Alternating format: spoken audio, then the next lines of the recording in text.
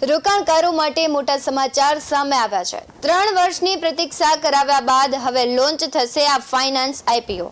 જો તમે પણ રોકાણ કરવા માંગતા હો તો બેસ્ટ છે આ આઈપીઓ। નમસ્કાર, BS9 ટીવી ન્યૂઝમાં આપની સાથે હું ભગવતી વિશાવાડિયા। ગત કેટલાક મહિનાથી સતત કંપનીઓ તેમના આઈપીઓ લોન્ચ કરી રહી છે।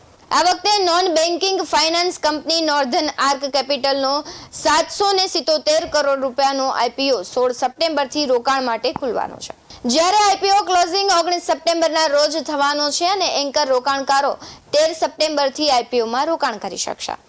જો તેના પ્રાઇસ બેન્ડની વાત કરું તો આઈપીઓ માટે 249 થી 263 રૂપિયા પ્રતિ શેરનો પ્રાઇસ બેન્ડ નક્કી કરવામાં આવ્યો છે અને આઈપીઓ હેઠળ 500 કરોડ રૂપિયાના મૂલ્યના ફ્રેશ ઇક્વિટી શેરોની સાથે રોકાણકારો તરફથી 277 કરોડ રૂપિયા સુધીનો 1,05,32,320 શેરોનું ઓફર ફોર સેલ સામેલ છે।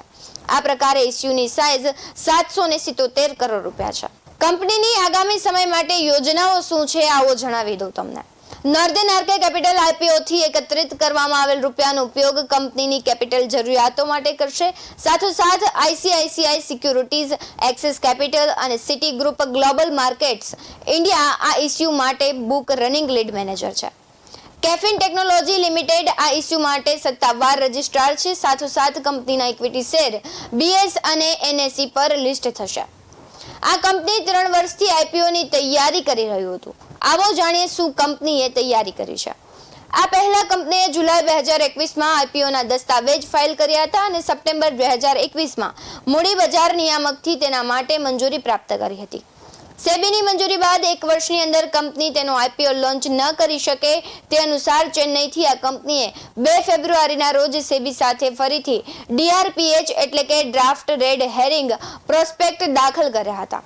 હવે આઈપીઓ લોન્ચ થવાનો છે। કંપની વિશે વિગતમાં જો વાત કરું તો આ કંપની રિઝર્વ બેંકની સાથોસાથ યોગ્ય રીતે મહત્વપૂર્ણ નોન ડિપોઝિટ લેતી નોન બેન્કિંગ ફાઇનાન્સ કંપની તરીકે નોંધાયેલી છે અને 1 દાયકાથી વધુ સમયથી નાણાકીય સમાવેશ ક્ષેત્રમાં તે કાર્યરત છે। આવા જ વધુ અહેવાલ સાથે ફરી મળતા રહીશું। તમે અમારી YouTube ચેનલને સબસ્ક્રાઇબ કરવાનું, અમને Facebook અને Instagram પર ફોલો કરવાનું ભૂલશો નહીં। બાકી નવી અપડેટ્સ મેળવવા માટે આપ જોતા રહો BS9 ટીવી ન્યૂઝ। અહીં આપવામાં આવેલી રોકાણને લગતી જાણકારી ફક્ત સામાન્ય માહિતી છે। જો તમે રોકાણ કરવા ઈચ્છતા હો તો કોઈ નિષ્ણાંતની માહિતી લઈને રોકાણ કરવું, આના માટે BS9 ટીવી ન્યૂઝ જવાબદાર નથી। નમસ્કાર।